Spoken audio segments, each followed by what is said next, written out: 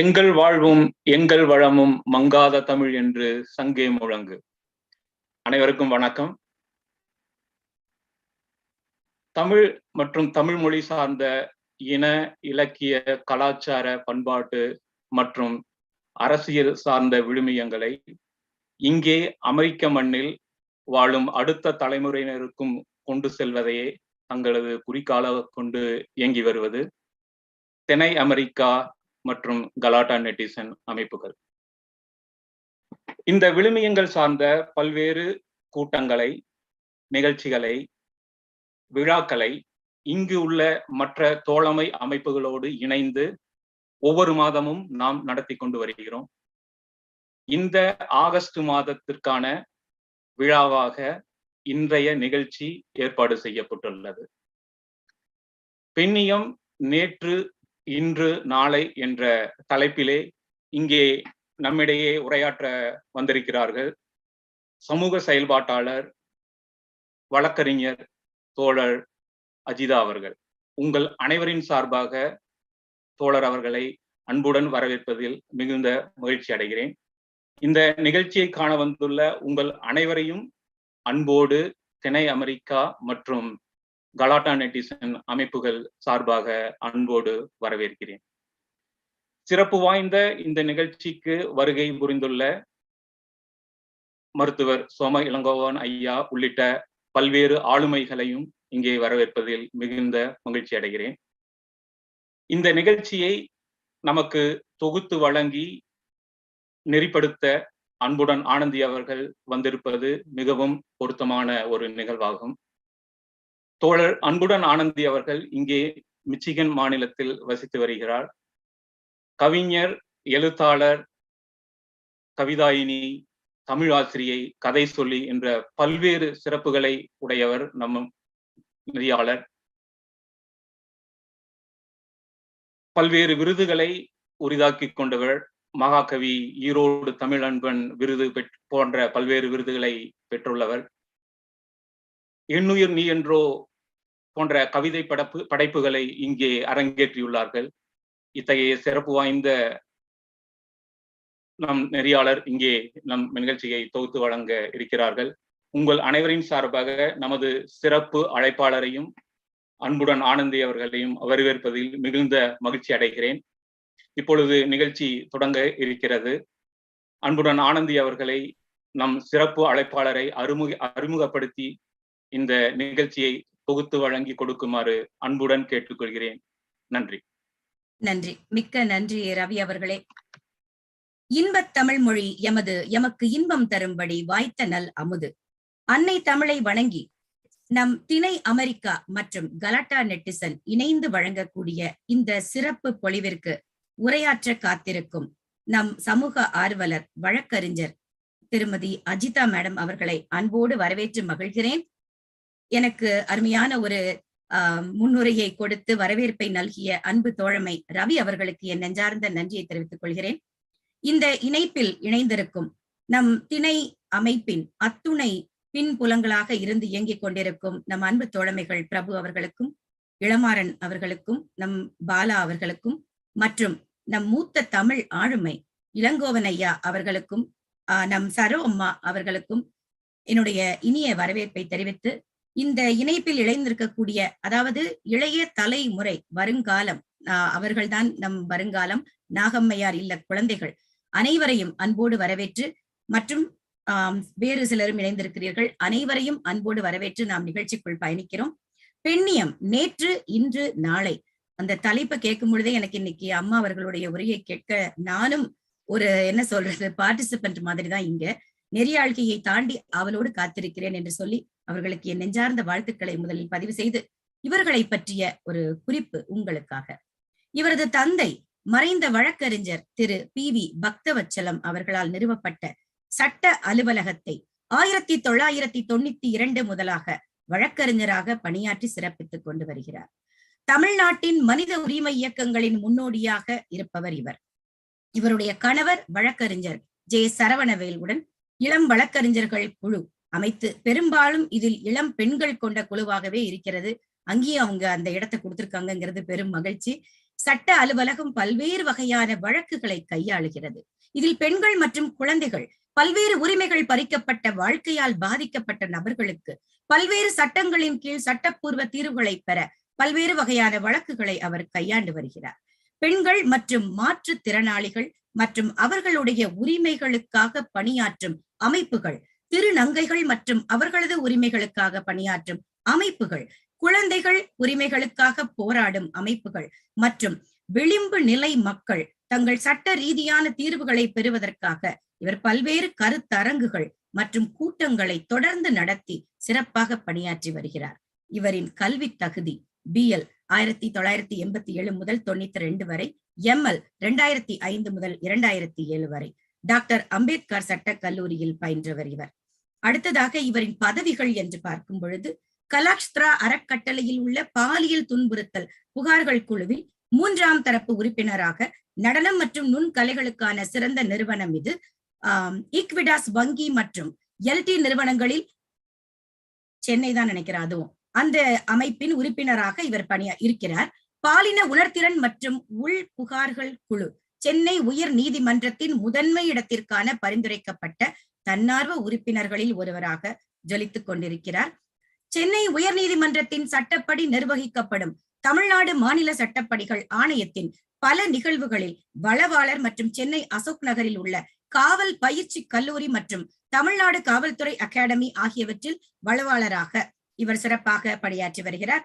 2014ஆம் ஆண்டில் குறவன் சமூகத்திற்கு எதிரான வன்கொடுமைகள் குழுவின் நிலை மற்றும் உண்மை கண்டறிவதற்காக அட்டவணை சாதிகளுக்கான தேசிய ஆணையத்தால் வெளி உறுப்பினராக நியமிக்கப்பட்டார்.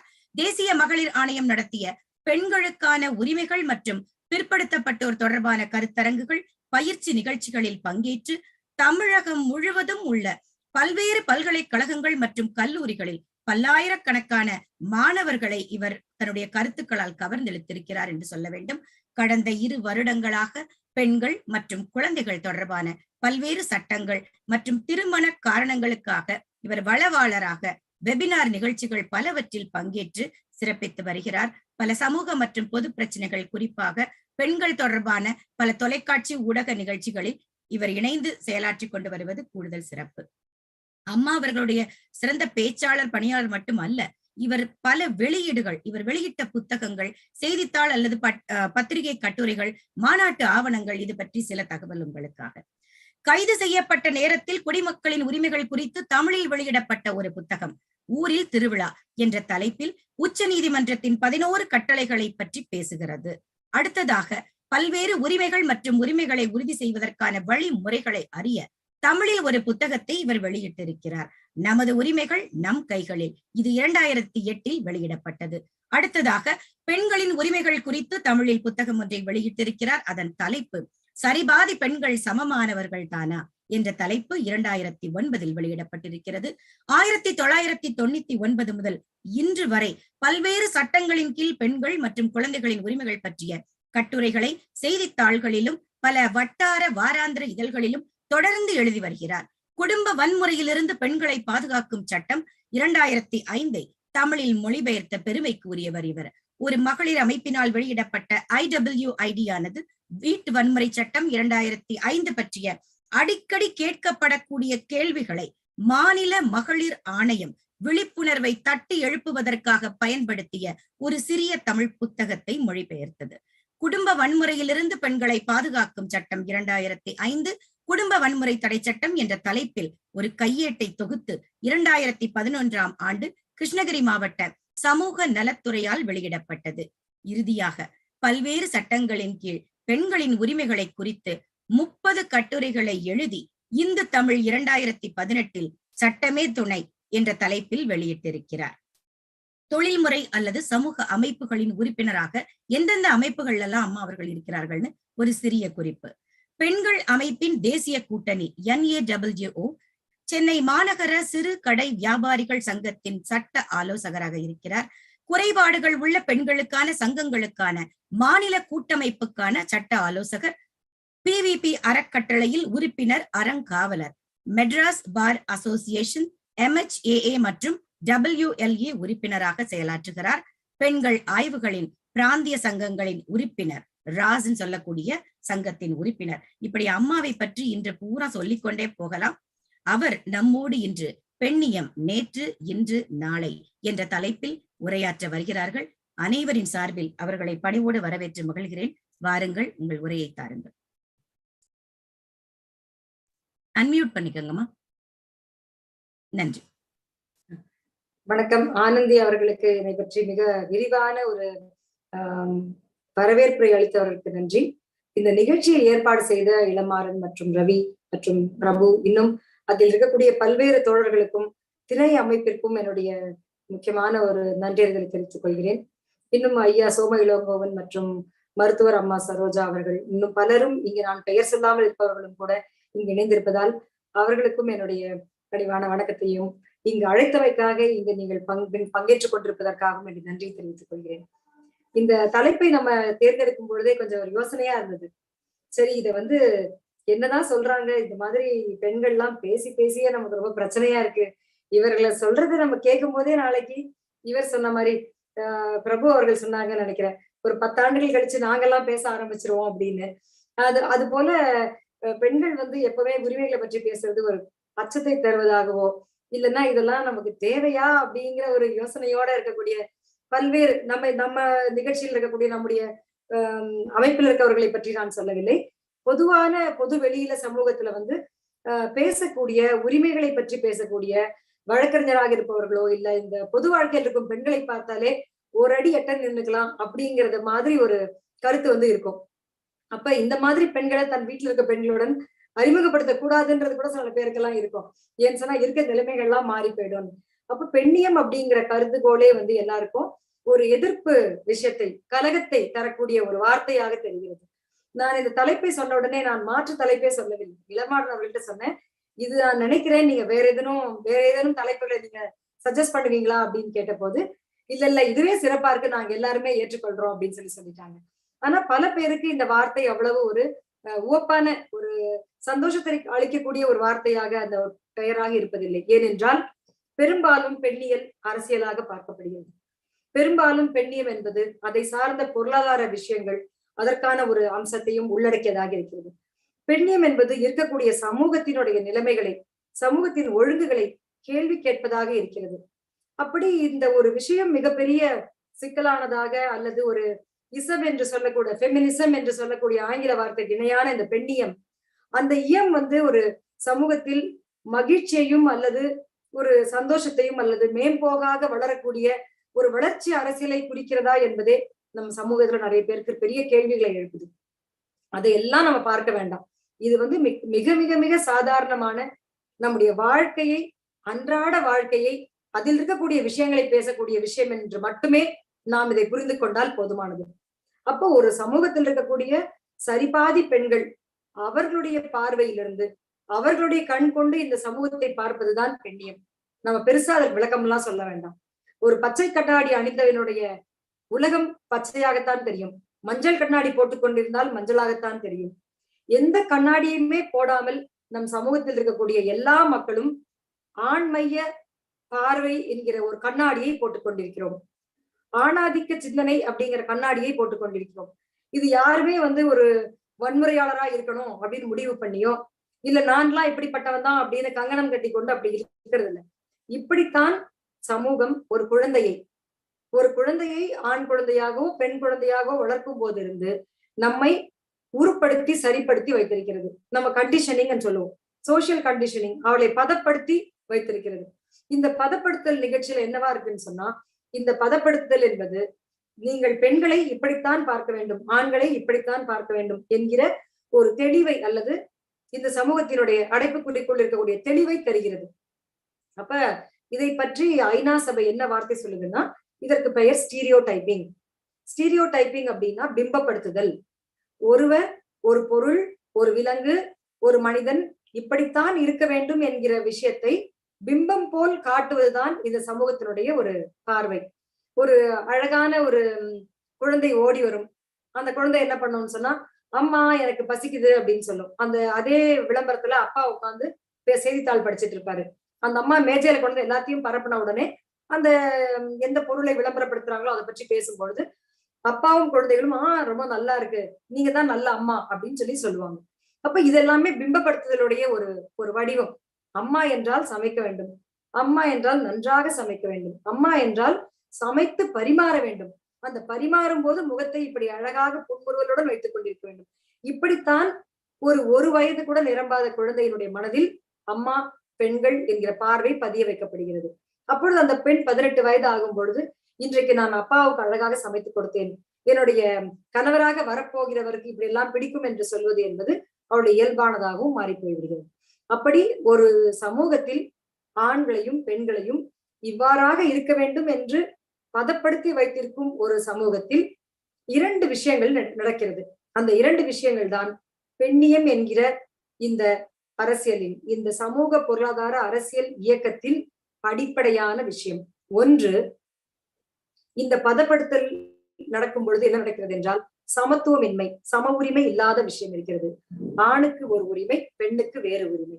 இரண்டாவது விஷயம், பெண்ணுக்கு சம வாய்ப்பு தரப்படுவதில்லை. ஒன்று, இருக்கும் உரிமைகளை சமத்துவமாக நாம் அனுபவிக்க முடியாது. இரண்டாவது, சமத்துவமான உரிமைக்கான வாய்ப்புகளுக்கான உரிமை இல்லை. இந்த 2 அடிப்படைகளை வைத்துதான் உலகம் முழுவதும் பெண்ணிய இயக்கங்கள் பணி செய்கின்றன. அவர்களுக்கு வேண்டியது 2 தான். எங்களை சம உரிமையுடன் பாருங்கள், இரண்டாவது எங்களுக்கு சம வாய்ப்பை வழங்குங்கள். இந்த 2 விஷயத்தை பேசுவதுதான் பெண்ணியமே தவிர அதற்கு மேல் அதில் ஒன்றும் இல்லை. நாம் எளிமையாக புரிந்து கொள்ள வேண்டும் என்றால், ஒவ்வொரு மனிதனும் ஒவ்வொரு மனிதருமே பெண்ணியவாதியாக இருக்கும் பொழுதுதான் இந்த சமூகம் ஒரு சமத்துவ சமூகமாகவும், எல்லாருக்குமான சுதந்திரமும், எல்லா மனிதர்களுக்குமான ஒரு வாய்ப்பும் வசதியும் மகிழ்ச்சியுற்ற ஒரு வளர்ச்சி உறுகிற ஒரு சமூகமாக பரிணமிக்கும். எனவே பெண்ணியம் என்கிற கோட்பாடு, அதற்கான அரசியல் உண்டு, அதற்கான பொருளாதாரம் உண்டு, அதற்கான சமூக காரணங்கள் உண்டு.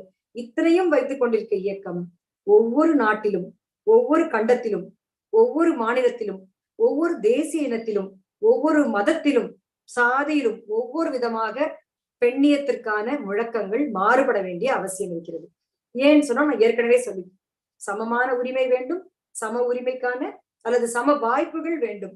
இந்த சம உரிமையும் சம வாய்ப்பும் ஒவ்வொரு சமூகத்திற்கும் மாறுபடுகிறது.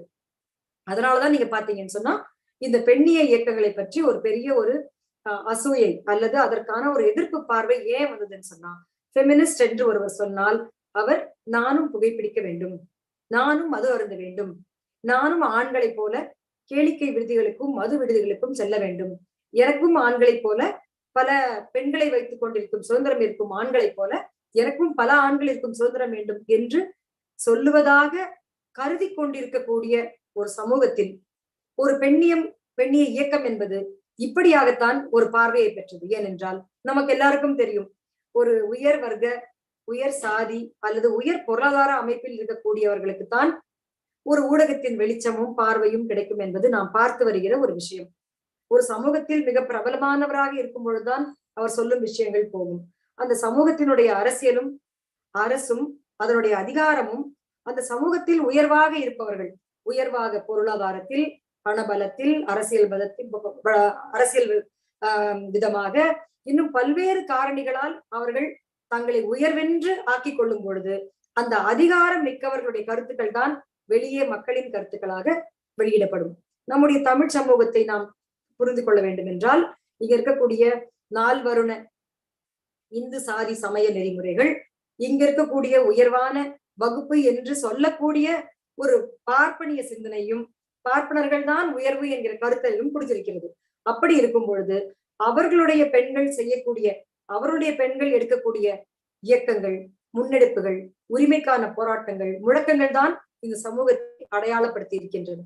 இன்றைக்கு நீங்கள் விளம்பரங்களிலே பார்த்தால் கூட எல்லார் வீடுகளிலும் பெண்கள் வெள்ளை வெள்ளை வெள்ளையாக இருப்பார்கள். எல்லோரும் அவர்கள் ஒரு விதமான தமிழை எல்லாம் பேசுவார்கள்.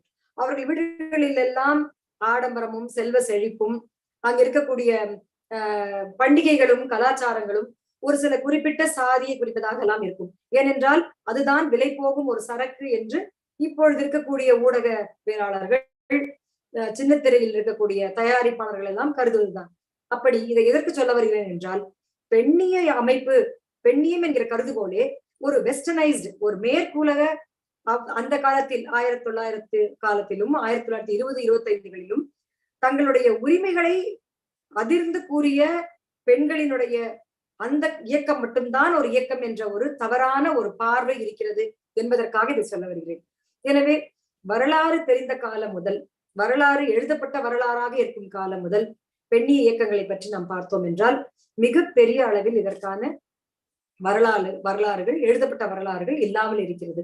ரோமானிய பேரரசு தான் முதலிலே அரசு விஷயங்களிலும் குடியரசு பற்றியும் பல்வேறு தத்துவங்களை பற்றியும் முன்கொணர்ந்த ஒரு முன்னோடியான சமூகமாக இருந்தது. அரசியல் பொருளாதார கருத்தாக்கங்களை முன்வைத்த ஒரு சமூகம். அங்கெல்லாம் கூட ஒரு பெண்ணிய இயக்கம் அங்குதான் முதலில் 1703ஆம் ஆண்டுகளில் தான் சில விஷயங்கள் எல்லாம் எழுதப்படுகிறது. அப்பொழுது ஒரு பெண், குறிப்பாக இவர் இந்த ஆட்சிக்கு வந்தால் இப்பொழுது இருப்பதை விட எவ்வளவு மோசமாக செய்வார், எவ்வளவு மோசமாக நடந்து கொள்வார் என்பதாக ஒரு முழக்கத்தை வெளிப்படுத்திய போது அது ஒரு பேரியக்கமாக மாறியது என்று சிறிய குறிப்புகளிலே நாம் பார்க்க முடிகிறது. அப்படி பெண்களாலும் தங்கள் பார்வையை, தங்கள் கருத்துக்களை முன்வைக்க முடியும்.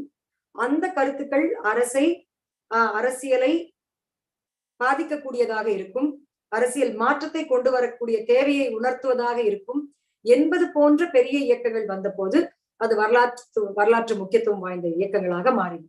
நான் ஏற்கனவே சொன்னது போல உலகம் முழுக்க பெண்கள் இருக்கிறார்கள்.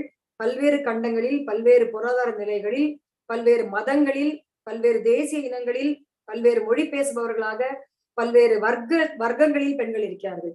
அந்தந்த பெண்களுக்கு அவர்களுக்கான ஒரு சம உரிமையும் சம வாய்ப்பும் இல்லாத நிலைமை இங்கே எனாதபடி எல்லா இடங்களிலும் இருக்கிறது.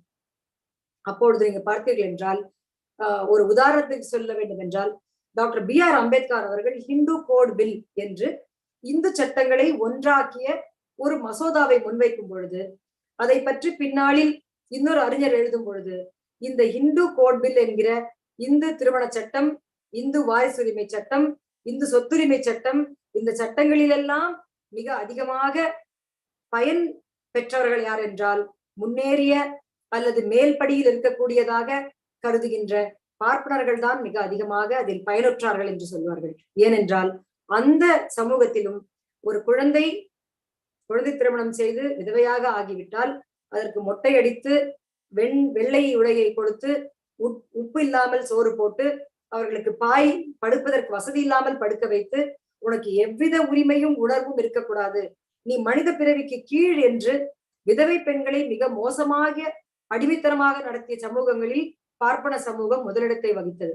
அப்படி இருக்கும் பொழுது ஒரு பெண்களுக்கான முன்னேற்றமும் சட்டமும் வந்த போது அதை B.R. அம்பேத்கர் அவர்கள் மிக அதிகமாக அதற்கான பணிகளை செய்து இந்தியாவில் ஒரு சட்டப்பூர்வமான சில சுதந்திரங்களை, சில சமத்துவங்களை கொண்டு வந்ததில் மிக முன்னோடியாக திகழ்ந்த அவருடைய சிறப்பான பணியால் அவரை எதிர்த்ததும் பார்ப்பன சமூகத்தை சேர்ந்த சனாதன தர்மத்தை போதித்த அமைப்புகள் தான், அதில் பயனற்றதும் மிக அதிகமாக அவர்கள் தான் என்று பின்னாளில் எழுதப்பட்டது. இன்று அனைவருக்குமானதாக ஆகியது. அப்படி நாம் பார்க்கும் பொழுது உலகம் முழுவதும் பெண்ணிய இயக்கங்கள் செயல்பட்டு கொண்டு வருகின்றன. அந்த பெண்ணிய இயக்கங்களுக்கு முழக்கங்களும் தேவைகளும் அந்தந்த நாட்டில் இருக்கக்கூடிய பிரச்சனைகளுக்கும் அவர்களுடைய கலாச்சார பண்பாட்டு ரீதியாக அவர்களுக்கு இருக்கக்கூடிய அடிமைத்தனங்களுக்கும் ஏற்றவாறு அவரவர்கள் முழக்கங்கள் மாறுபடுகின்றன. ஒரு மேற்குலகத்தில் இருக்கக்கூடிய படிப்பிலும் சமூக அளவிலும் அவர்களுடைய சுகாதாரம் போன்ற விஷயங்களில் பல இடங்களில் சமத்துவ வாய்ப்பு பெற்ற மேற்குலக ஐரோப்பிய சமூகத்தில் கூட இன்றைக்கும் பெண்ணிய முழக்கங்கள் இருக்கின்றன. அங்கெல்லாம் உயர் பதவிக்கு போகும் பொழுது மிக உயர்ந்த ஒரு அமைப்பின் அல்லது ஒரு பன்னாட்டு நிறுவனத்தின் தலைவராக ஆவதற்கு பெண்களால் முடிவதில்லை. 65% பெண்கள் அதற்கான தகுதியை படைத்திருந்தாலும் 20% பெண்கள் கூட மிக உயரிய பதவிக்கு போக முடியவில்லை. We should break the glass ceiling, அதாவது கண்ணாடி மேற்கூரையை உடைக்க வேண்டும். பார்த்தால் மேற்கூரை இருப்பது போல் இருக்காது, ஆனால் அவை கண்ணாடியிலான மேற்கூரை. அதற்கான ஒரு முழக்கம் ஐரோப்பிய நாடுகள் முழுக்கவும் இருக்கிறது. இப்படி உலகம் முழுவதும் இருக்கக்கூடிய இந்த இயக்கங்கள் ஒவ்வொரு காலகட்டத்திலும் கொஞ்சம் கொஞ்சமாக வளர்ந்து வந்திருந்தன. நம்முடைய தமிழ் சமூகத்தை எடுத்துக்கொண்டால் திருக்குறள் முதல் 14 கீழ்கணக்கு, 14 மேற்கணக்கு, நம் 50 காப்பியங்கள், இப்படி ஒவ்வொரு இலக்கியத்திலும் கூட பெண்களினுடைய நிலை, பெண்களினுடைய வாழ்வு, அவர்களுடைய பங்கு, அவர்களை இச்சமூகம் எப்படி பார்த்தது என்பது போல பல்வேறு விஷயங்களை நாம் பார்க்க முடியும். ஆனால் அந்த காப்பியங்களிலோ அந்த வள்ளுவத்திலோ அந்த சங்க பாடல்களிலோ அன்றைய காலகட்டத்தில் இருந்த ஒரு சமூக ஒழுங்கு அதுதான் வெளிப்படும்.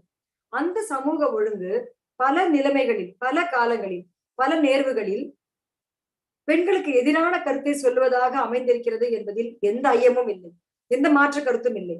ஆனால் அவை கூட பல்வேறு நேரங்களில் மிகப்பெரிய அளவில் பெண்கள் எப்படி தலைமையில் இருந்தார்கள், பெண்களுடைய பங்கு பாத்திரம் எப்படி இருந்தது என்பதை பற்றி அழகாக கூறுகிறது.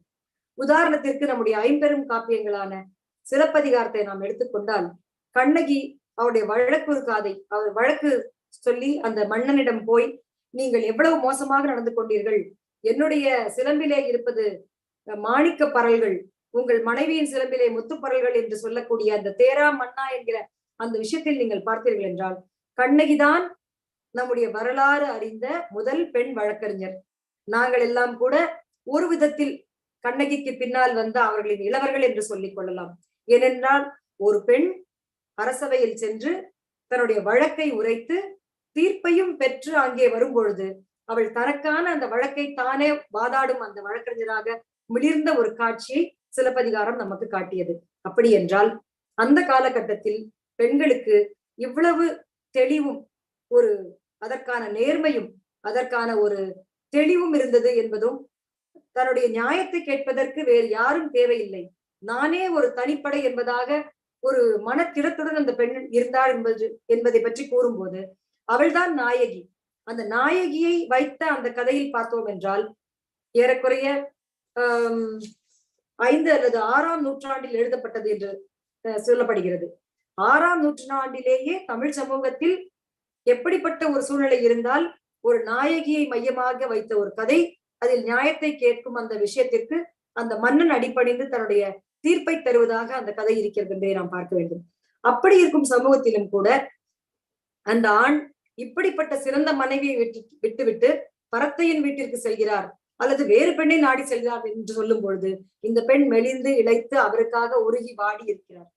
இன்னும் பல கதைகளில் நாம் பார்த்தோம் என்றால், நலாயினி கதையை பார்த்தோம் என்றால், நலாயினி தன் கணவன் தான் கணவன் விரும்புகிறார் என்பதால் அவருக்கு மிகப்பெரிய ஒரு நோய் வந்த பிறகும் கூட கூடையிலே சுமந்து கொண்டு சென்று அவர் விரும்பும் அந்த பெண்ணின் வீட்டில், பரத்தையின் வீட்டில் அவரை விட்டுவிட்டு வந்தார். அதுதான் பெண்மை என்று சொல்லக்கூடிய அடிமைத்தனத்தினுடைய உச்சபட்சமான சித்தரிப்புகளும் நம்முடைய இலக்கியங்களிலே இருக்கின்றன. மணிமேகலையை நாம் பார்க்கும்போது அது ஒரு சமண காலத்தில், சமண கருத்துக்கள் மிக அதிகமாக இருந்த காலத்தில் எழுதப்பட்ட ஒரு மிகப்பெரிய ஒரு இலக்கியமாக இருக்கிறது. அதற்கு பிறகு சீவக சிந்தாமணியை நீங்கள் பார்க்கும் பொழுது அது மணிமேகலை பௌத்த காலத்தில் ஏற்பட்டது. அதற்கு முன்னால் சீவக சிந்தாமணியும் இன்னும் ஒரு சில காப்பியங்களும் சமணர்களின் காலத்தில் எழுதப்பட்டதாக சொல்லப்படுகிறது. இப்படி நம்முடைய சமூகத்தில் ஒரு பக்கம் பெண்களுக்கான வாய்ப்பு, பெண்களுக்கான ஒரு திறம், அவர்களுடைய வெளியே பொது வெளியிலே பொது அரங்கிலே மன்னருக்கு முன்னால் பேசக்கூடிய அளவுக்கு இருக்கிறார்கள் என்று சொன்னாலும் கூட அந்த பெண்களும் கூட எவ்வளவு சிரமத்திற்கு ஆளாகிறார்கள் என்று சொல்லுகிறது. இப்படியெல்லாம் நாம் பார்க்கும் பொழுது திருக்குறளில் கூட பெண் வழிச்சேரல் என்று ஒரு அகராதி இருக்கும். எப்படி திருவள்ளுவர் உலக மறையை கொடுத்திருந்தாலும் கூட அந்த காலகட்டத்தில் பெண்களுக்கு கல்வி வாய்ப்பில்லை, பெண்களுக்கு சமூகத்தில் பங்கு கொள்ள முடியாது, பெண்களுக்கு உலக அனுபவம் சுத்தமாக கிஞ்சித்தும் இல்லை என்பதை புரிந்து கொள்வதாகத்தான் நான் அந்த அதிகாரத்தை பார்க்கிறேன். அதில் பார்த்தீர்கள் என்றால் அந்த 10 குறள்களும் ஏறக்குறைய ஒரு அடிப்படையான கருத்தை சொல்லும். பெண்ணை நம்பி மனைவியின் பின்னால் இருப்பவன் ஆண்மைக்கு தகுதி இல்லாதவன், அவன் ஒரு கோழையை விட மோசமானவன், ஒரு பெண்களினுடைய மனைவி பேச்சை மட்டும் கேட்டுக்கொண்டு பிறருக்கு சரியாக செய்யாதவன் என்றைக்கும் வாழ்க்கையில் சிறப்பானவனாக ஆக முடியாது போன்ற கருத்துக்கள் எல்லாம் இருக்கும். இவையெல்லாம் 2000 ஆண்டுகளுக்கு முன்னால் இந்த தமிழ் சமூகம் எப்படி இருந்ததோ அப்படி இந்த விஷயங்களை சொல்லக்கூடிய விஷயமாக இருக்கிறது. அப்பொழுது பெண்ணியம் என்கிற சமத்துவமும் சம உரிமையும் சம வாய்ப்பும் கோருகின்ற இந்த பெண்ணிய இயக்கங்கள் நிச்சயமாக ஏறக்குறைய 17ஆம் 18ஆம் நூற்றாண்டுகளுக்கு பிறகுதான் நமக்கு தெரியக்கூடிய ஒரு இயக்கமாக மாறுகிறது.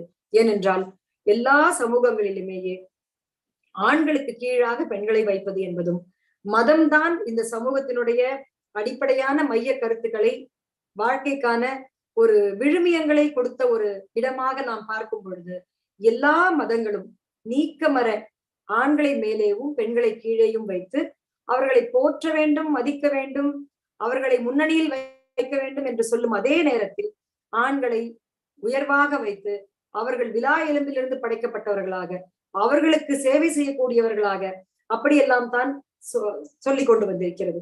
இன்னும் சொல்ல போனால் வேதத்தில் இருக்கக்கூடிய, வேதத்திற்கு பின்னால் அதை விளக்கமாக எழுதிய மனுஸ்மிருதி போன்ற அந்த நம்முடைய இந்து மதத்தினுடைய சாராம்சத்தை சொல்லக்கூடிய எழுத்துக்களை பார்த்தோம் என்றாலும் கூட பெண்களை மிக மிக மோசமாகவும், பெண்களை மாடு, பறை, மண், இப்படி 9 விதமான ஒரு தந்தை அல்லது ஒரு மன்னன் எதையெல்லாம் தானமாக கொடுக்கலாம் என்றால் 9 பொருட்களை சொல்லும் பொழுது அதில் அடிக்கப்பட வேண்டியது எது என்று சொல்லும் பொழுது மாடு, பறை, பெண் என்றெல்லாம் சேர்த்துக் கொள்வார்கள். தானமாக தரப்பட வேண்டிய பொருட்களில் மண், பொன், நிலம், தன்னுடைய பல்வேறு ஆஸ்திகள் அதெல்லாம் சொல்லும் பொழுது பெண்ணையும் வேலையாட்களையும் கூட அதில் ஒரு பண்டமாக, பொருளாக, சொத்துக்களாக பாவிக்கும் ஒரு விஷயத்தை நாம் பார்க்கலாம். இப்படி ஒரு காலத்தில் 5ஆம் 6ஆம் நூற்றாண்டிலேயே தமிழ் சமூகத்தில் பெண்களுக்கான இடம் மிக உயரிய இடமாகவும், நாம் மணிமேகலையும், ஆதிரையையும், ஆட்டனத்தையும், ஆதிமந்தியும் பார்க்கும் பொழுது அவர்கள் காலத்தில் பெண்களுக்கு இருந்த நிலைமையெல்லாம் குன்றி ஏறக்குறைய 8ஆம் 9ஆம் 10ஆம் நூற்றாண்டுகளில் மிக அதிகமாக பேசப்பட்ட இந்த வேதங்களும், இதற்கான சோழர் காலத்திலே வந்த, அதற்கு பின்னால் வந்த பல்வேறு இலக்கியங்கள் எல்லாம் கூட பெண்களை மிக மோசமான ஒரு வடிவிலே ஆக்கி வைத்திருப்பதை பார்க்க முடிகிறது. அப்படி என்றால் எல்லா சமூகத்திற்கும் பெண்களை பற்றி இருக்கக்கூடிய பார்வையும் பெண்களுக்கான தேவையும் வெவ்வேறாக இருந்திருக்கிறது.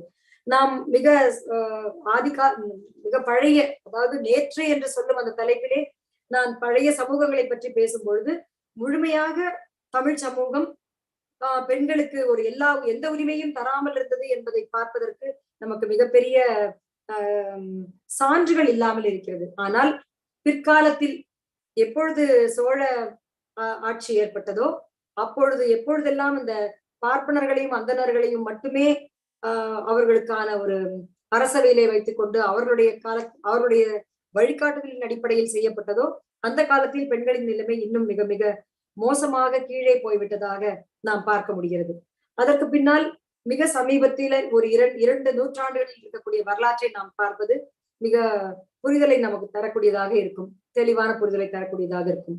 அதாவது 1850களுக்கு பின்னால் ஏறக்குறைய 1820களிலிருந்து பெண்களின் நிலைமை மிக மோசமாக இருக்கிறது, அதற்கான உரிமைகளுக்காக போராட வேண்டும் என்கிற முதல் பெண்ணிய சிந்தனையாளர்களாக இந்தியாவில் நாம் ராம் மோகன் ராய், பின்னர் அவருக்கு ராஜா என்கிற ஒரு பட்டமும் தரப்பட்டு ராஜாராம் மோகன் ராய் என்று படிப்போம், அவரும் ஈஸ்வர சந்திரா என்கிற அந்த ஒரு சமூக செயற்பாட்டாளரும் பெண்களுடைய சதி என்ற ஒரு பெயரில் பெண்களை கணவன் இறக்கும் போது அந்த சிதையில் தீயிலுடன் சேர்த்து அந்த பொருட்களையும் பெண்ணையும் தூக்கி எறியும் அந்த அநாகரிகமாக மனிதத்தன்மையற்ற அந்த ஒரு முறையை எதிர்த்து அதை மாற்றுவதற்கான பல்வேறு பணிகளை செய்த அந்த நபர்கள் எல்லாம் மிகப்பெரிய பெண்ணியவாதிகள்.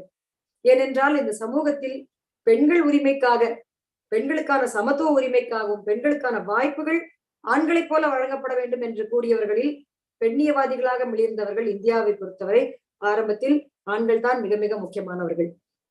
அவர்கள் மட்டுமல்ல, அதன் பிறகு ஈஸ்வர சந்திர வித்யாசாகர் அவர்கள் விதவை திருமணம் என்பது மிக மிக அவசியம் என்று கூறினார். ஏன் விதவை திருமணம் அவசியம் என்று கூறினார் என்பதற்கு பின்னால் நாம் பெரியார் அவர்களை பார்க்கும் பொழுது நாம் புரிந்து கொள்ள முடியும். அதற்கு பின்னால் நான் ஏற்கனவே சொன்னது போல டாக்டர் B.R. அம்பேத்கர் அவர்கள் பல உரிமைகளை, பெண்களுக்கான மிக அதிகமான உரிமைகளை இன்று சட்டபூர்வமான விஷயங்களாக ஆக்கி வைத்திருக்கக்கூடிய ஒரு பெரிய பங்கு டாக்டர் அம்பேத்கர் அவர்களை சாரும். ஏனென்றால் அரசியல் சாசனம் எழுதுவதற்கு முன்னாலேயும் சரி, அதற்கு பின்னாலும் அரசியல் சாசனம் எழுதிய போதும் சரி, சமத்துவம், ஈக்குவாலிட்டி, சம உரிமை, ஈக்குவல் ஆப்பர்ச்சுனிட்டி ஆஃப் லா என்று சொல்லக்கூடிய சட்டத்தின் பார்வையில் சமமான அவர்களுக்கான ஒரு மதிப்பு, சமத்துவம் என்கிற விஷயத்தை அவர் மிக தெளிவாக ஆழ்ந்து உணர்ந்திருந்தார். அந்த உணர்தலின் காரணமாகத்தான் பெண்களுக்கான பல்வேறு உரிமைகளை பற்றி அம்பேத்கர் அவர்கள் பல பணிகளை செய்தார். பெண்கள் மட்டுமல்ல, தாழ்த்தப்பட்ட மக்கள், பட்டியலினத்தவர், பழங்குடியினர், இப்படி யாரெல்லாம் விளிம்பு நிலையில் இருக்கிறார்களோ அவர்கள் உரிமைகளை பற்றி அம்பேத்கர் அவர்கள் மிக அதிகமான அக்கறை செலுத்தினார். ஏனென்றால் பெண்களும் விளிம்பு நிலையில் இருந்த மக்களினுடைய ஒரு பங்கு. இது நம்ம ஒரு ஹாரிசான்டல் ரிசர்வேஷன் என்று சொல்வார்கள். அதாவது பார்ப்பனர்களில் பெண்கள் என்றால் அவர்கள் அடிமைப்பட்டவர்கள், இடைப்பட்ட சாதியில் பெண்கள் என்றால் அவர்களிலே இவர்கள் கீழானவர்கள், தாழ்த்தப்பட்டவர்களிலே பெண்கள் என்றால் அவர்கள் தாழ்த்தப்பட்ட மக்களில் இருக்கக்கூடிய நுகத்தடியை காட்டிலும் இன்னொரு அடிமைத்தனமும் சேர்ந்து அவர்கள் மோசமாக இருப்பார்கள். இஸ்லாமியர்களாக, மத சிறுபான்மையினராக, இன்னும் வேறு விதமான மொழி சிறுபான்மையினராக, இப்படி எப்படி இருந்தாலும் அதில் இருக்கக்கூடிய பெண்கள் அந்த மக்கள் ஆண்களை காட்டிலும் ஒரு படி குறைவாக இன்னும் சில விஷயங்கள் உரிமைகள் அற்றவர்களாக இருக்கிறார்கள் என்பதுதான் உண்மையான ஒரு நிலையாக இருந்தது. அப்படி இருக்கும் பொழுது இந்தியா முழுவதும் பெண்களுக்கு ஓட்டுரிமை என்கிற ஒரு சுதந்திரம் டாக்டர் அம்பேத்கர் அவர்களால் மிக தெளிவாக மீண்டும் மீண்டும் முன்வைக்கப்பட்டு அரசியல் சாசனம் எழுதி 1950 ஜனவரி 26 இந்தியா குடியரசு ஆன நாளில் இந்தியாவில் இருக்க அனைத்து பெண்களுக்கும் ஓட்டுரிமை வந்தது. இது பெண்களினுடைய உரிமைக்கான போராட்டத்தில் ஒரு பெண்ணிய இயக்கங்களின் வரலாற்றில் மிகப்பெரிய ஒரு மைல்கல். ஏனென்றால் உங்களுக்கெல்லாம் தெரிந்திருக்கும், அமெரிக்காவில் அமெரிக்க பெண்களினுடைய இயக்கத்தில் அவர்களுடைய முக்கியமான கோரிக்கை 1900களில் ஓட்டுரிமை எங்களுக்கும் வேண்டும் என்பதாக இருந்தது. அமெரிக்க பெண்களுக்கு அரை நூற்றாண்டு காலத்திற்கும் அதிகமான காலம் தேவைப்பட்டது அவர்களுக்கு ஓட்டுரிமை கிடைப்பதற்கு. ஆனால் இந்திய பெண்களுக்கு அவ்வாறு இல்லாமல் போனதற்கு மிகப்பெரிய பெண்ணியவாதியான டாக்டர் பி.ஆர். அம்பேத்கர் அவர்கள் அந்த பணியை அரசியல் சாசன அடிப்படை உரிமையாக மாற்றியதே ஒரு காரணம். அடுத்து பெண்களுடைய கல்வியை பற்றி மிக அதிகமான முக்கியத்துவத்தை கொடுத்து அதற்கான பள்ளிக்கூடங்கள் எல்லாம் கூட அவர் நடத்தி இருக்கிறார். இன்னும் பெண்ணியவாதிகளில், பெண்ணிய இயக்கங்களில் மிக சிறப்பான முன்னோடி என்று இந்தியாவில் ஒரு முன்னோடியை நாம் பெண்களில் சொல்ல வேண்டும் என்றால் சாவித்ரிபாய் பூலே அவர்களுக்கு கல்வி கற்பதற்கான வாய்ப்பு கிடைக்க வேண்டும் என்ற ஒரு எண்ணத்தின் காரணத்தால் ஒரு உயரிய பார்ப்பன சமூகத்தை சார்ந்தவராக இருந்தாலும் கூட பெண்களுக்கென்றே தனி பள்ளிக்கூடங்களை ஓரிடத்தில் ஆரம்பித்து 3 பள்ளிக்கூடங்களை நிறுவி 150 மாணவர்களுக்கு தானே ஆசிரியராக இருந்து அதற்கு பின்னால் இந்தியாவெங்கும் 74 பள்ளிக்கூடங்களை 1850களிலே 1874 கூட அவர் 74 பள்ளிகளை நிறுவினார். அப்படி பெண்ணுக்கு கல்வி தருவது என்பது அவர்கள் வாழ்க்கையை, அவருடைய உரிமைகளை அளிப்பது, அவர்கள் சுதந்திரத்திற்கும் முன்னேற்றத்திற்கும் வழிகோலுவது, பொருளாதார ரீதியாக அவர்களை உயர்வாக்குவது, மற்ற மக்களைப் போல அவர்களுக்கு மதிப்பையும் மரியாதையும் உரிமைகளையும் தரக்கூடியது என்பதால் கல்வி என்கிற வாய்ப்பு பெண்களுக்கான சம வாய்ப்பாக அளிக்கப்பட வேண்டும் என்பதில் இவர்கள் எல்லாம் மிகப்பெரிய பங்காற்றினார்கள். இவையெல்லாம் இந்தியாவின் பெண்ணிய இயக்கங்களில் மிக ஆரம்ப காலத்தில் நடைபெற்ற மிக முக்கியமான முன்னெடுப்புகள். இன்னும் குறிப்பாக ஒரு சமூக ரீதியான, சாதி ரீதியான கலாச்சாரம் என்பது இந்தியாவை பொறுத்தவரை ஒரு பெண்ணடிமைத்தனத்திற்கும் பெண்களுக்கு எதிரான கருத்துக்களை மிக ஆழமாக ஊன்றி இது ஒரு ஆலவிருட்சம் போல வளர்ந்திருப்பதற்கும் ஒரு காரணமாக இருக்கிறது. ஏனென்றால் சாதி என்கிற அந்த ஒரு படிநிலை தான் பெண்களுக்கான அகமண முறையை வலியுறுத்துகிறது. அந்த அகமண முறையை வலியுறுத்தும் பொழுது பெண்களினுடைய சுதந்திரம், வேறு ஒருவரை விரும்புவது, இணையரை தேர்ந்து கொள்வது, இதற்கான எந்த வாய்ப்புமே இல்லாமல் வேதத்திலே, மனுஸ்மிருதியிலே சொல்லியிருப்பது போல பெண்கள் பிறக்கும் பொழுது ஆண்களுக்கும் அப்பாக்களுக்கும் திருமணமான பின்னால் கணவன்மார்களுக்கும் வயதான காலத்தில் மகன்களுக்கும் கட்டுப்பட்டு தங்கள் வாழ்க்கையை வைத்துக் கொள்ள வேண்டும் என்கிற ஒரு நிலைமையை எல்லா இடங்களிலும் நீக்கமர தொடர்ச்சியாக இருப்பதற்கான ஒரு ஏற்பாட்டை இப்படியெல்லாம் இந்த இந்துத்துவம் என்கிற சாதி அடிப்படையில் இருக்கக்கூடிய 4 வருணத்தை போதிக்கிற சாதி படிநிலைக்கான இந்த இந்து தத்துவம் இந்தியா முழுவதையும் எல்லா மாநிலங்களிலும் கூட இந்த விஷயத்தை எடுத்துக்கொண்டு வந்தது. எனவே பெண்ணிய போராட்டங்கள் அல்லது பெண்ணுக்கான சிறப்பான ஒரு நிலை என்பது நாம் சொல்லக்கூடிய ஏறக்குறைய 12ஆம் நூற்றாண்டில் கூட ஒரு 60க்கும் மேற்பட்ட பெண் கவிஞர்கள், பெண் ஔவையார் உட்பட இன்னும் பல்வேறு ஆழ்வார்களிலும் நாயன்மார்களிலும் கூட இருந்த பெண்கள், இவர்கள் எல்லாம் சேர்த்து பார்க்கும் பொழுது அவ்வளவு உயர்வான இந்த சமூகம் பிற்காலத்தில் ஒரு இந்துத்துவ கருத்துக்களின் அடிப்படையில், வர்ணாசிர தர்மத்தின் அடிப்படையில் பெண்களை மிக மோசமாக பாவிக்கக்கூடிய, பெண்களை மிக 2ஆம் பட்சத்திலும் அதைவிட கீழாகவும் வைக்கக்கூடிய, எவ்வித உரிமையும் தராமல் குழந்தைகளை திருமணம் செய்து கொடுத்து அவர்களை மனிதர்களாகவே பார்க்காமல் இருந்த ஒரு நிலைமையை ஏற்படுத்தி இருந்தது. பெரியார் மிகப்பெரிய இன்னொரு நம்முடைய வரலாறு, உலகம் முழுவதிலும் இருக்கக்கூடிய எல்லா இயக்கங்களிலுமே கூட தந்தை பெரியார் அவர்கள் மிகப்பெரிய ஒரு பெண்ணியவாதி. அவர் எந்த விதமான சமரசமற்ற போராட்டத்தையும் செய்து தமிழ்நாட்டை இந்தியாவிலேயே பெண்களுடைய உரிமைகளிலும் அவர்களுடைய நிலைமையும் இன்றைக்கு மிகப்பெரிய அளவில் ஒரு மாற்றத்தை காண்கிற அளவில் கொடுப்பதற்கு அவர் ஒரு தனித்துவமான ஒரு போராளி என்பதில் எவ்விதமான சந்தேகமும் இல்லை.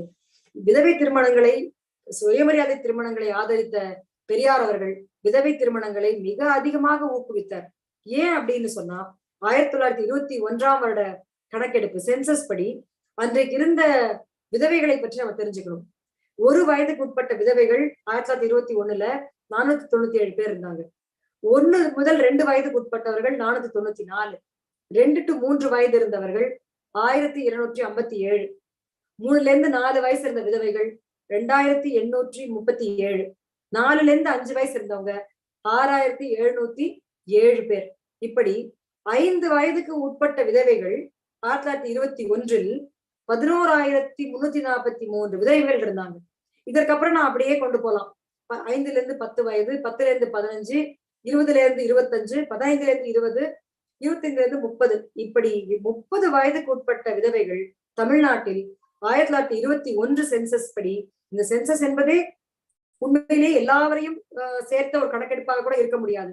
10%, 20% விடுபட்டு கூட இருக்கலாம். அந்த கணக்கெடுப்பின்படி 26,31,238 விதவைகள் தமிழ்நாட்டில் அன்றைக்கு இருந்தார்கள். அதாவது 30 வயதுக்கு உட்பட்டவர்கள் மட்டும். இந்த சூழ்நிலையில் இந்த விதவைகளை பற்றி சொந்த குடும்பங்களே, தங்கள் பெற்றோர்களே அவர்களை ஒரு வேண்டாத ஒரு பொருளாக, அல்லது அவர்கள் பிறந்திருக்கவே கூடாது என்பது போலவும், அவர்கள் ஒரு அவப்பெயரை தரக்கூடியவர்களாகவும், தங்கள் குழந்தைகளை தங்கள் பெற்றோரை தீண்டத்தகாதவர்களாக பார்த்த அந்த பார்வை மிகுந்த வேதனையையும் மன உளைச்சலையும் பெரியாருக்கு ஏற்படுத்தியதாக எழுதுகிறார். அப்படி இருக்கும் பொழுது விதவை திருமணங்கள் என்பது இந்த சமூகத்தில் மிக முக்கியமானது. குழந்தை திருமணத்தை தவிர்க்க வேண்டும் என்பதற்காகவும் கூட 1929 சாரதா சட்டம் என்று சைல்ட் மேரேஜ் ரெஸ்ட்ரெயின்ட் ஆக்ட், குழந்தை திருமணங்கள் தடுப்பு சட்டம் என்கிற ஒரு சட்டமும் கொண்டு வந்தார்கள். அந்த சாரதா சட்டம் கொண்டு வரும்போது குழந்தைக்கு குறைஞ்சபட்சம் 14 வயது இருந்தால்தான் திருமணம் செய்ய வேண்டும் என்கிற ஒரு சட்டம் கொண்டு வரப்பட்டது. அதாவது 14. இன்றைக்கு நம்முடைய நாகம்மையார் பள்ளிக்கூடத்தினுடைய குழந்தைகள் இங்க இருக்காங்க. அவங்களுக்கெல்லாம் இந்நேரம் கல்யாணம் ஆகி 2-3 வருஷம் ஆயிருக்கும். அப்படி குழந்தையாக இருப்பவர்கள் திருமணம் செய்யறதுக்கே ஒரு சட்டம் போட்டுதான் 14 வயசுல பண்ணுங்கன்னு சொல்ற மாதிரி இருந்தது. அப்படி என்றால் 14க்கு முன்னாடி திருமணம் ஆவது என்பதுதான் சமூகத்தினுடைய இயல்பாக இருந்தது. டாக்டர் அம்பேத்கர் அவர்களின் முதல் மனைவி கூட அவருக்கு திருமணம் ஆகும்போது 9 வயது, டாக்டர் அம்பேத்கர் அவர்களுக்கு 16 வயது. நான் ஏன் சொல்றேன்னா, சமூகம் அப்படிப்பட்ட சமூகமாக இருந்தது என்பதை நம்ம புரிஞ்சுக்கிறதுக்காக.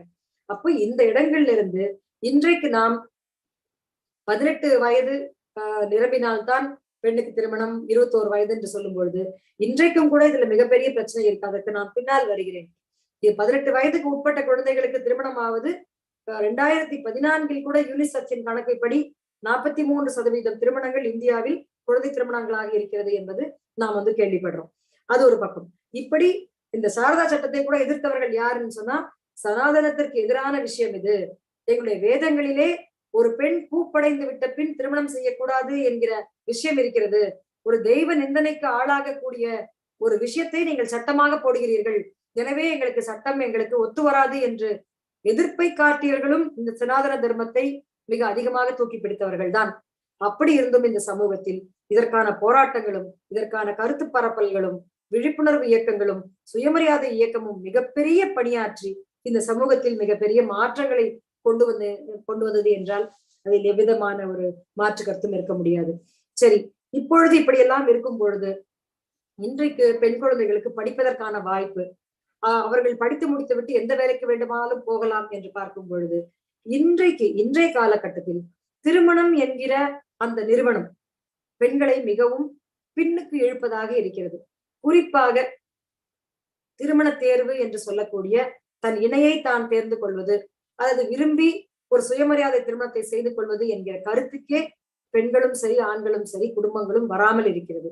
இன்னும் சொல்ல போனால் சாதிய சிந்தனைகள், சாதியை விட்டு சாதி திருமணம் செய்து கொண்டால் அது எங்களுக்கு அவமானம், எங்களுக்கு அவப்பெயரை உண்டாக்கும், எங்களுக்கு கௌரவ குறைச்சல் என்று தங்கள் வீட்டு பெண் குழந்தைகளை, தங்கள் வீட்டு ஆண் குழந்தைகளை, மாற்றார் வீட்டு பெண் குழந்தைகளையும் ஆண்களையும் கொலை செய்ய தயங்காத சமூகமாக, ஆணவ படுகொலைகள் நடந்து வரும் சமூகமாக நம் சமூகம் இருந்து வருகிறது. இந்த சாதியை இப்படியே இருக்க வேண்டும் என்று கருதுபவர்கள் யார்? அரசியல் செய்பவர்கள். அரசியலில் இருப்பவர்கள் எல்லாரும் தங்களுக்கான ஒரு அதிகாரம் வர வேண்டும். அந்த அதிகாரம் வந்தால்தான் அந்த அரசில் நாம் அமைச்சில் இருக்க முடியும். அப்படி இருந்தால் மிக பெரும் பணத்தை சம்பாதிக்க முடியும் என்று சமூகத்தின் முன்னேற்றத்தை பார்க்காமல், எப்படியெல்லாம் இந்த சமூகம் மிகவும் பாழ்பட்ட கீழ்மட்டமான நிலைமையிலிருந்து நாம் மேலே வந்திருக்கிறோம் என்பதை பார்க்காமல், இன்றைக்கு சமூகம் முழுவதும் ஒரு பண சமூகமாக மாறி இருக்கிறது. ஒரு நுகர்வு கலாச்சாரத்தை மட்டுமே தங்கள் கலாச்சாரமாக வைத்துக் கொண்டிருக்கிறது. நுகர்வு என்பது வெறும் பொருட்களுக்கு மட்டுமல்ல, ஒரு பெண்ணை பார்த்தாலும் ஒரு நுகர்வு தான். திருமணம் என்கிற ஒரு நிறுவனமும் ஒரு நுகர்வு கலாச்சாரம் தான். இப்படித்தான் இருக்க வேண்டும், இவ்வளவு ஆடம்பரமாக செய்ய வேண்டும். பெரியார் அதை பற்றி எழுதுவார். ஆடம்பரமான திருமணங்கள் செய்தால் அது செய்பவர்களுக்கான மரியாதைக்காக தான் செய்கிறார்களே தவிர திருமணம் செய்து கொள்ளும் ஆணுக்கும் பெண்ணுக்கும் எவ்விதமாகவும் அது பயனளிக்காது. அந்த பெருமையும் அதை பற்றியான பேச்சுகளும் ஒரு வாரம் கூட நீடிக்காது. பணம் உள்ளவர்கள் தங்கள் பணத்தை செலவு செய்தாலும் கூட அப்படி செய்யாமல் அந்த திருமணத்தில் பிறக்கக்கூடிய குழந்தைகளுக்கு கல்வியை கொடுத்து அவர்கள் வாழ்வு சிறப்பாக முன்னேறுவதற்கு அதை செலவு செய்யலாமே என்று எழுதியிருக்கிறார்.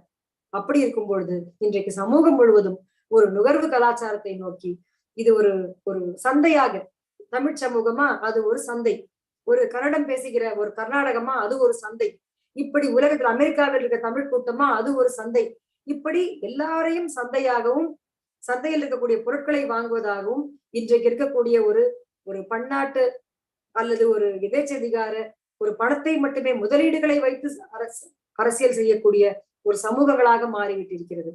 இன்றைக்கு சமூக வளர்ச்சி, சமூகத்தில் இருக்கக்கூடிய சமத்துவம், இங்க இருக்கக்கூடிய பொருளாதார சமத்துவம், நம்முடைய வளங்களை சூறையாடாத ஒரு அரசியல், இதையெல்லாம் எதிர்நோக்கி நாம் பல்வேறு இயக்கங்களை கட்டி கொண்டிருக்கிறோம். அதற்காக அதில் பங்கெடுக்கிறோம். வழிநடத்தும் பல தலைவர்கள் இருக்கிறார்கள். சுற்றுச்சூழலுக்காகவும், மனித உரிமைகளுக்காகவும், பாலின சமத்துவத்திற்காகவும், பெண் உரிமைகளுக்காகவும், இல்லது பட்டியலின பழங்குடியின மக்களினுடைய சமூகத்திற்காகவும், நம்முடைய கிளைமேட் சேஞ்ச் என்று சொல்லக்கூடிய ஒரு மிகப்பெரிய ஒரு விஷயத்தை நாம் தொடர்ச்சியாக நாம் கையெடுத்துக் கொள்ள வேண்டிய ஒரு சூழலியல் சார்ந்த ஒரு இயக்கமாக இருக்கட்டும்.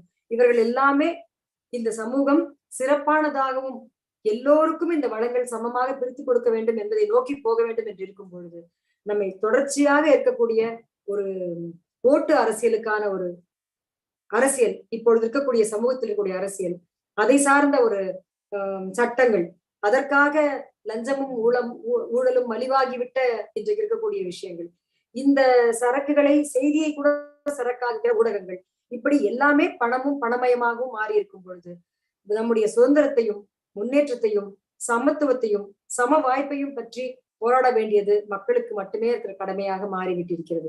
அன்றைக்கு தலைமையில் இருந்தவர்கள் மக்களுக்கான ஒரு முன்னேற்றத்திற்காக பணியாற்றினார்கள். இன்றைக்கு தலைமையில் இருப்பவர்கள் சில குறிப்பிட்ட அரசியல் ரீதியான தத்துவங்களை முறையாக வைத்திருக்கக்கூடிய அரசியல் கட்சிகள் தவிர, பொதுவாக இந்திய சமூகத்தினுடைய மைய அரசாக இருந்தாலும் சரி, பல மாநிலங்களில் இருக்கக்கூடிய அரசாக இருந்தாலும் சரி, ஒவ்வொரு மாநிலத்திற்குரிய அதிகார வர்க்கமாக இருந்தாலும் சரி, அங்க இருக்கக்கூடிய கல்வி போன்ற விஷயங்கள் எல்லாம் இன்றைய சமூகத்தை வேறாக மாற்ற வேண்டும், தங்கள் கட்டுப்பாட்டில் வைத்திருக்க வேண்டும், அரசியலை கை கொள்ள வேண்டும் என்று எந்த விதமான உரிமைகளையும் உரிமை முழக்கங்களையும் இயக்கங்களையும் முன்னேற விடாமல் செய்து கொண்டிருக்கும் இயக்கங்களாக இருக்கிறது. எனவே இன்றைக்கும் கூட பெண்களுக்கான இயக்கங்களும் பெண்களுக்கான ஒரு பெண்ணிய முழக்கங்களும் மிகப்பெரிய எதிர்ப்பை சந்தித்துக் கொண்டே இருக்க வேண்டி இருக்கிறது.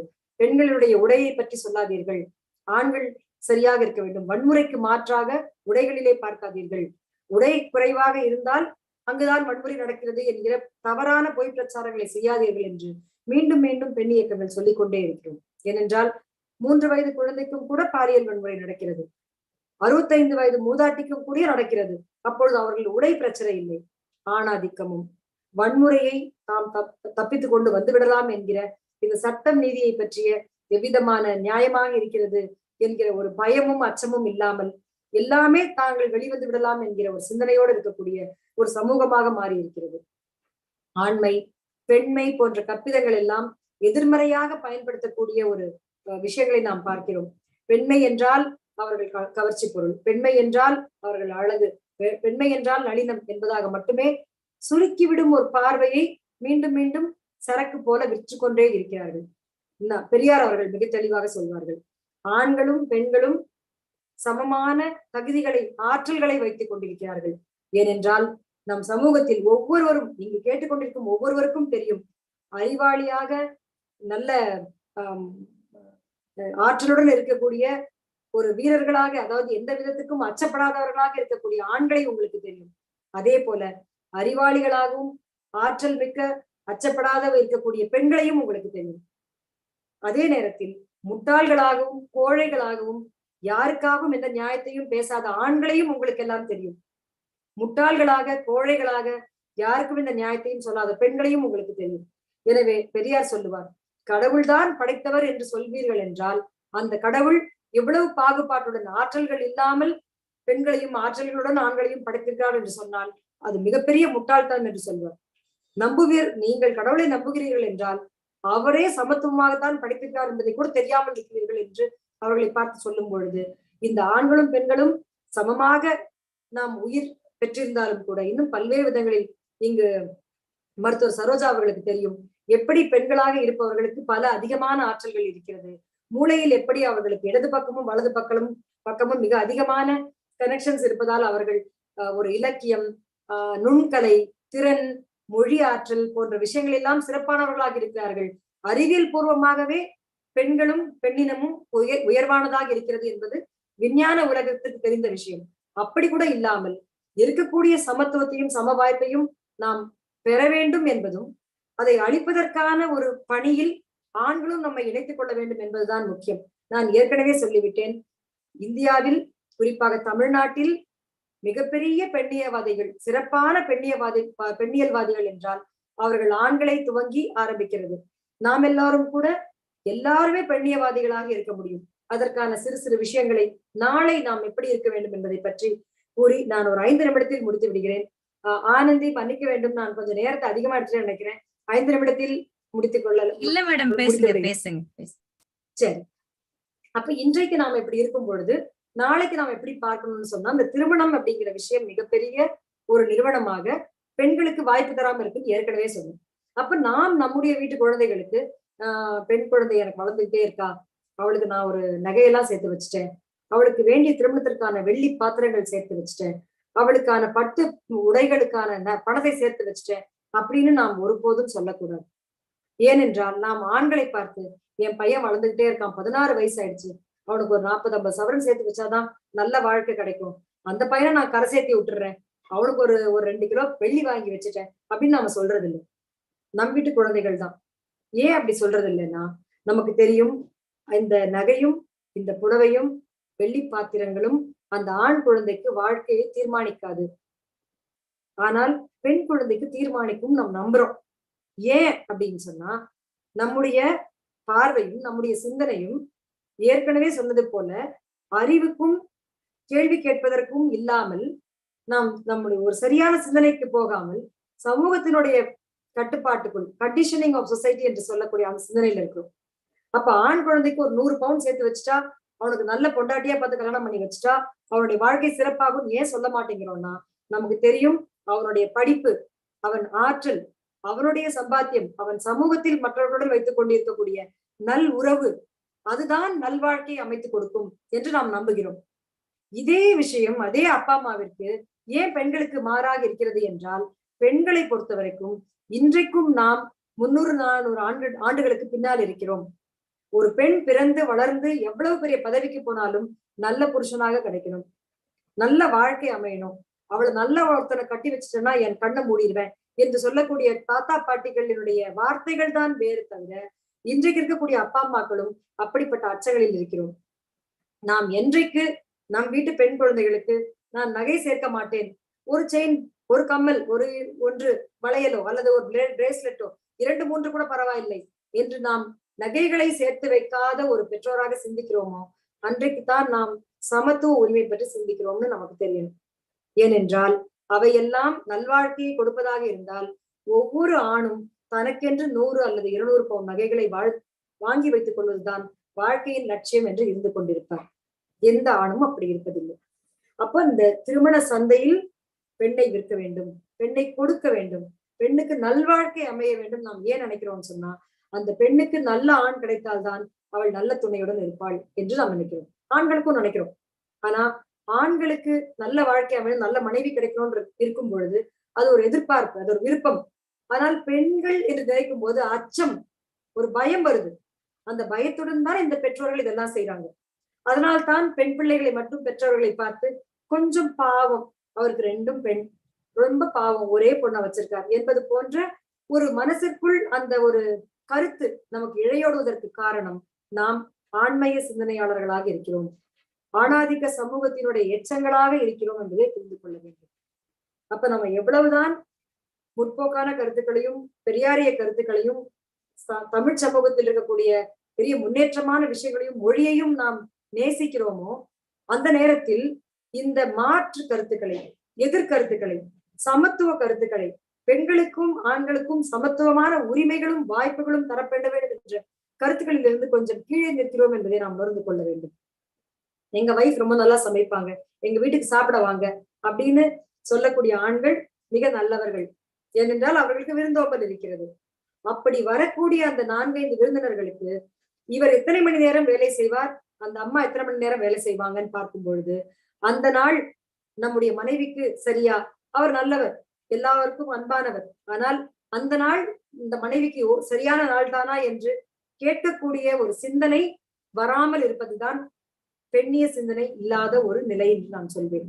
அமெரிக்காவில் அதெல்லாம் இப்போ சகஜமாக ஆகியிருக்கும்.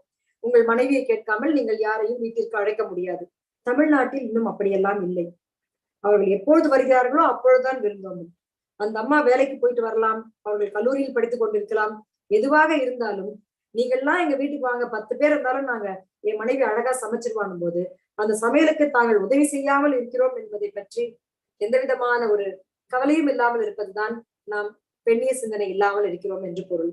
சரி, இப்படி எல்லாம் இருக்கே, இதெல்லாம் செய்யறதுக்கு நான் என்ன செய்யணும் அப்படின்னு பார்த்தோம்னு சொன்னா, நாம் பெண்ணியவாதியாக ஆவது என்பது நம்முடைய விருப்பத்திலும் நம் சிந்தனையிலும் இருக்கிறது, முதல் விஷயம்.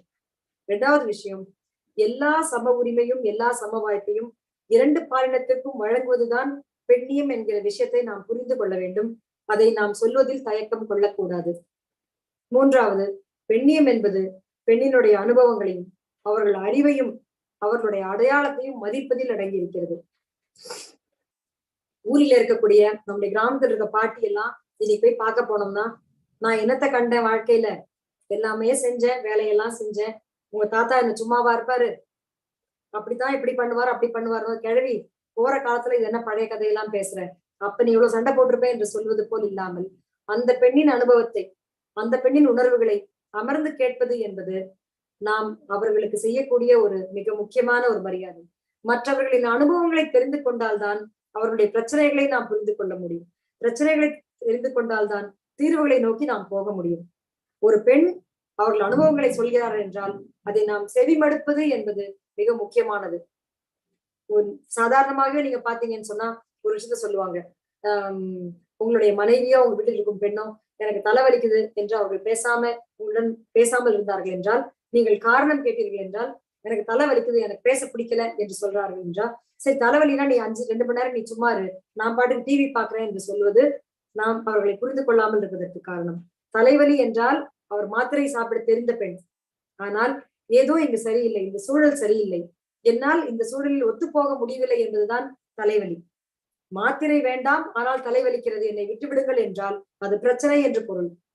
நாம் ஒரு பெண்ணிய கண்ணாடியை போட்டுக் கொள்ளாமல் அந்த பெண்ணினுடைய அனுபவத்தை நாம் உட்புகுந்து பார்க்காமல் இருப்பதால் தான் பல நேரங்களில் பிரச்சனை வருவதற்கு காரணமாக இருக்கிறது. அங்க மாத்திரை வச்சிருக்கேன் எடுத்து சாப்பிடு, தண்ணி வச்சிருக்கேன் என்ற ஒரு கணவன் அன்பாக சொல்லிவிட்டு மாத்திரையையும் தண்ணீரையும் அங்கு வைத்தாலும் கூட 3 மணி நேரம் கழித்து வந்து பார்த்தால் மாத்திரையும் தண்ணீரும் அப்படியே இருக்கும். ஏனென்றால் பிரச்சனை தலைவலி அல்ல.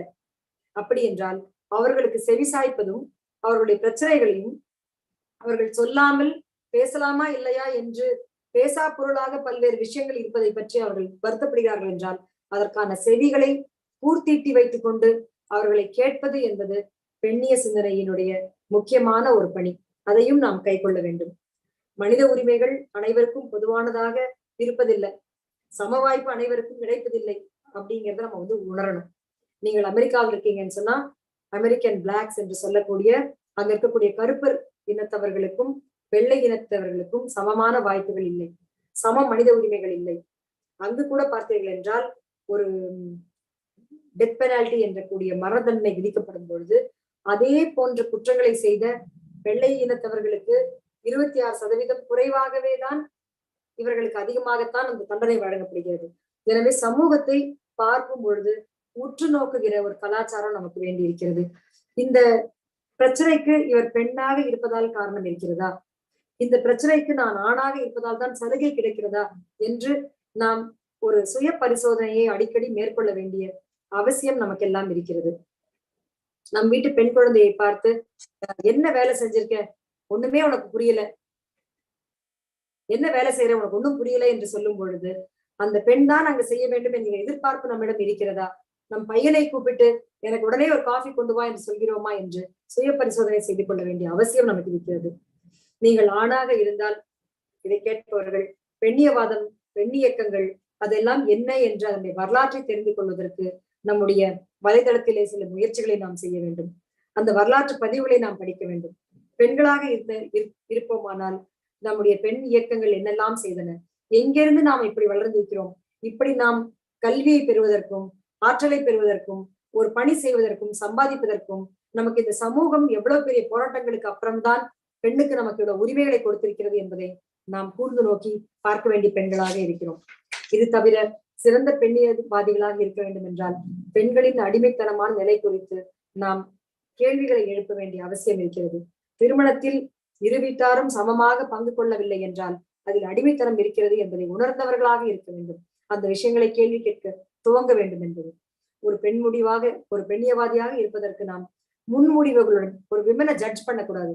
இப்படிலாம் சிரிச்சாங்கன்னா இப்படித்தான் ஆகும், இப்படிலாம் ட்ரெஸ் போட்டாங்கன்னா அவங்களுக்கு இப்படித்தான் வரும் என்று ஒரு ஜட்ஜ்மெண்டல் மைண்ட் செட் என்று சொல்லக்கூடிய அவர்களை பற்றிய முன்முடிவுகளை நாம் வைத்துக் கொள்ளாமல் ஒரு நியூட்ரல் என்று சொல்லக்கூடிய பொதுவான மனநிலையுடன் ஒரு சமத்துவ மனநிலையுடன் இருப்பதற்கான பயிற்சியை ஒவ்வொருவரும் நாம் எடுத்துக்கொள்ள வேண்டிய அவசியம் இருக்கிறது. நாம் ஒவ்வொரு முறை பெண்களை திட்டுகிறோம் என்றால் யாராக இருந்தாலும், தவறானவர்களாக இருந்தாலும் கூட பெண் வெறுப்பு என்று சொல்லக்கூடிய மிசோகினி, இந்த பொம்பளைங்க எல்லாம் இப்படிதான், இவங்களுக்கு இடம் கொடுத்தா இப்படித்தான் மடத்தை பிடிப்பாங்க என்பது போல பெண் வெறுப்பை காட்டுகிறோமா என்ற ஒரு சிந்தனையை நாம் உள் சிந்தனையாக நாம் பார்க்க வேண்டும். இது ஆண்களுக்கும் பொருந்தும், பெண்களுக்கும் பொருந்தும். பல பெண்கள் பெண்களுக்கு எதிரானவர்களாக, பல ஆண்கள் பெண்களுக்கு சாதகமானவர்களாக இருக்கிறார்கள். இது ஆண்கள் வர்சஸ் பெண்கள் என்று கிடையவே கிடையாது. நம் சிந்தனை பெண்களினுடைய உரிமைக்கும் சம வாய்ப்புக்கும் இருக்கிறதா இல்லையா என்பது மட்டுமே நம்முடைய சிந்தனையாக இருக்க வேண்டும். நாம் எல்லாம் சமூகத்தால் பழக்கப்படுத்தப்பட்டவர்கள், சோசியல் கண்டிஷனிங்கு ஆளானவர்கள். நம்மை நாமே இப்படிப்பட்ட சுய பரிசோதனைகளை செய்து கொள்ளும் பொழுதுதான் நம் பெண் குழந்தைகள் நாளைக்கு ஒரு சமத்துவம் உள்ள ஒரு குடும்ப உறுப்பினர்களாக ஆவார்கள். குடும்பம் என்பது சமத்துவத்தை காட்டுவதற்கான சிறந்த இடம். நாம் சமூகத்தில் போய் கூட்டங்களை பேசுவதற்கு முன்னால், கட்டுரைகளை எழுதுவதற்கு முன்னால் நம் குடும்பத்தில் சமத்துவமாக வாய்ப்புகளை, சம வாய்ப்புனா நீங்க பெரிய விஷயமா யோசிக்க வேண்டாம். 2 மணி நேரம் தான் கணவனுக்கும் மனைவிக்கும் ஓய்வு இருக்குன்னா அந்த ஓய்வுல எத்தனை மணி நேரம் அவர் சமையலறையில் இருப்பார், எத்தனை மணி நேரம் நான் சமையலறையில் இருக்கிறேன் என்று நாம் நம்மை நாமே கேள்வி கேட்டுக்கொள்ள வேண்டிய அவசியத்தில் இருக்கிறோம். சம உரிமைக்கும் நம்முடைய ஒவ்வொரு இடத்திலும் நம்முடைய மனுக்களிலே நாம் பதிவு செய்யும் பொழுதும் எங்கெல்லாம் பெண்கள் உரிமைகளுக்காக குரல் கேட்கிறார்களோ அங்கெல்லாம் நம்முடைய பெட்டிஷன்ஸோ அதெல்லாம் நம் வலைத்தளங்களிலே சைன் பண்ணலாம். மிகப்பெரிய இயக்கங்கள் நடந்தா அது போன்ற ஊர்வலங்களில் அந்த லட்சக்கணக்கான மக்களில் நாம் ஒருவராக போக முடியும். நாம் ஒரு கடிதம் எழுதும் போது கூட அந்த பெண்ணுக்கான மரியாதையும் அந்த பெண்களினுடைய அனுபவத்தையும் அவர்களுடைய வாழ்க்கையையும் மரியாதை கொடுத்து அதை அங்கீகரித்து நாம் பேசுவது என்பது நாம் அவர்களுக்கான அக்கறை காட்டுகிறோம் என்பதை நமக்கு தெளிவாக தெரிவிக்கும். எனவே பெண்ணினுடைய சமத்துவத்திற்கும் சம வாய்ப்பிற்கும் எதிராக நடந்து கொள்பவர்களை மறுத்து நாம் ஒவ்வொரு முறையும் நாம் பேசும்போதும் கூட நாம் சிறிய அளவிலே ஒரு பெண்ணியவாதியாக, பெண்ணியவாத இயக்கத்தினுடைய தொடர்ச்சியாக தமிழ் சமூகத்தினுடைய பழைய தமிழ் சமூகத்தின் பெண்களை பதாகையில் வைத்த தமிழ் சமூகத்தின் வழித்தோன்றல்களாக இருக்கிறோம் என்கிற ஒரு பெருமையுடன் நம்முடைய வாழ்க்கையை நடத்த முடியும். இவ்வளவு நேரமாக எனக்கு நேரம் கொடுத்து வாய்ப்பளித்தமைக்கு நான் நன்றி தெரிவித்துக் கொள்கிறேன். நன்றி. அருமை மேடம்.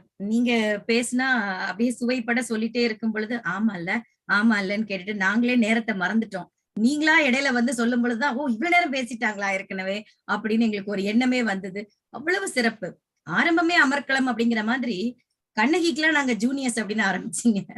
அந்த காலத்திலேயே வந்து மன்னனை துணிச்சலோடு ஒரு பெண் தலைவரி கோலமாக நின்று நீ எல்லாம் ஒரு மண்ணா தேரா மண்ணான்னு கேட்கிறான்னா எந்த அளவுக்கு இலக்கியங்களில் பெண்மை போற்றப்பட்டிருக்கிறதுங்கிறதுக்கு அது ஒரு சான்று. இலக்கியங்களில் நிறைய உதாரணங்கள். இப்ப குந்தவை தேவி கூட அப்படிதான். மன்னரிடம் போய் நான் ஒருத்தனை போய் ஒரு மருந்து வாங்க தானே சொன்னேன், அவனை எப்படி நீ கைது பண்ணலாம்னு சொல்லி அப்பா கிட்ட போய் வாதம் பண்ணுவா. அந்த மாதிரி எல்லா இலக்கியங்கள்லயும் சொல்லப்பட்டிருக்கும். உங்களுடைய வேதனையை ஆரம்பிக்கும் பொழுதே அதான் சொன்னீங்க. அப்போது இருந்த ஒரு பெண்ணியம், அந்த பெண்மை மதித்தல் கூட இப்ப இல்ல, குறைஞ்சுக்கிட்டே வருது அப்படின்னு.